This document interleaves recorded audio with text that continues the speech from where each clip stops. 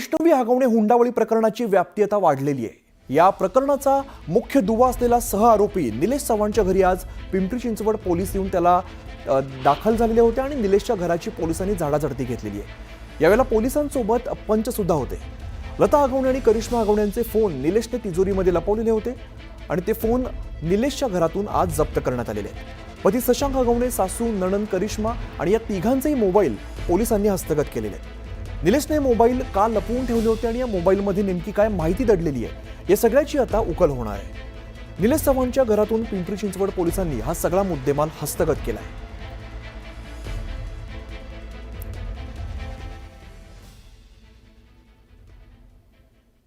तर या संदर्भातलीच एक विशेष बातमी बघूया। वैष्णवी हगवणे आत्महत्या प्रकरणी आता फरार आरोपी निलेशला अटक झालेली आहे आणि या निलेशचे आणि हगवण्यांचे संबंध काहीसे गूढ होते। निलेशने वैष्णवीचं बाळ तर आपल्याकडे दडवलेलं होतंच, पण यासोबत निलेशने लता आणि करिश्मा हगवण्यांचे मोबाईल सुद्धा लपवून ठेवलेले होते। आता निलेशच्या अटकेनंतर अनेक प्रश्नांची उकल होण्याचा अंदाज आहे।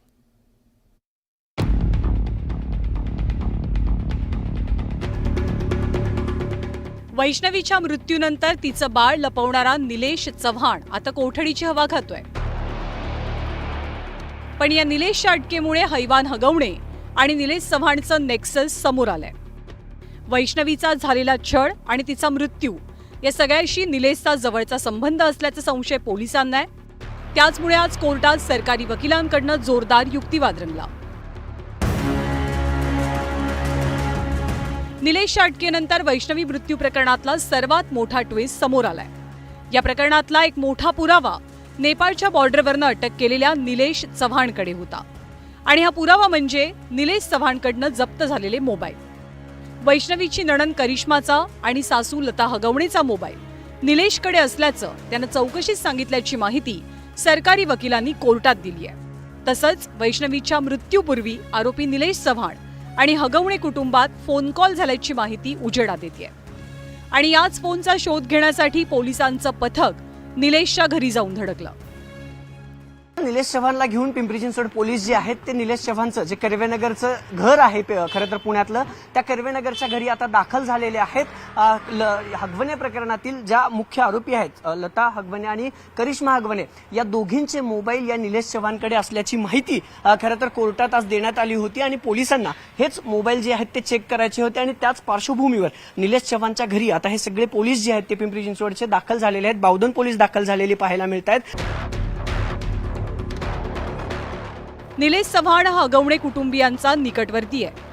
वैष्णवीची नणंद करिश्मा आणि निलेश हे एकमेकांचे मित्र आहेत। तसंच हगवणे कुटुंबाच्या अनेक बाबींमध्ये निलेश कायमच ढवळाढवळ करायचा याची माहिती हगवणेंची मोठी सून मयुरीनं याआधीच दिलेली आहे। मला तरी ऐकण्यातून आलेलं आहे की तो म्हणजे करिश्मा हगवणे हिचा मित्र आहे तो, आणि माझ्या दर भांडणामध्ये तो असायचा।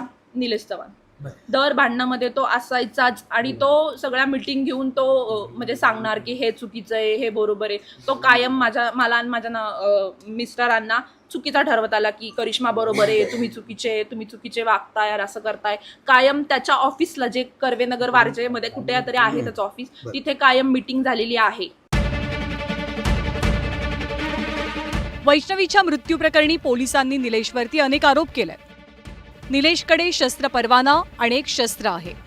त्याचा वापर करून वैष्णवीचा छळ केल्याची आणि वैष्णवीला धमकावल्याची शक्यता आहे। शशांक, सुशील आणि राजेंद्र हगवणे यांच्यासोबत निलेश चव्हाणचे मोठे आर्थिक संबंध आहेत। तर लता आणि करिश्मा हगवणेचा मोबाईलही निलेश चव्हाणकडे आहे। या मोबाईलमध्ये वैष्णवी हगवणे आत्महत्या प्रकरणी काही महत्त्वाचे पुरावे आहेत। निलेशला पुण्यावरनं नेपाळपर्यंत पळून जाण्यास नेमकी मदत कुणी केली याचाही तपास पोलिसांना करायचा आहे आणि वैष्णवीच्या बाळाला निलेशनं कोणत्या अधिकारात ताब्यात ठेवलेलं याचाही शोध घ्यायचा आहे। त्यामुळे वैष्णवी मृत्यू प्रकरणातले एक धागेदोरे आता हळूहळू समोर येतात।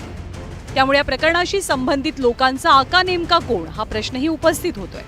आता निलेशच्या चौकशीतनं पुढे येणारी माहिती या संपूर्ण केसमध्ये महत्त्वपूर्ण असेल। गोविंद वाकडे आणि वैभव सोनवणेसह ब्युरो रिपोर्ट, न्यूज 18 लोकमत।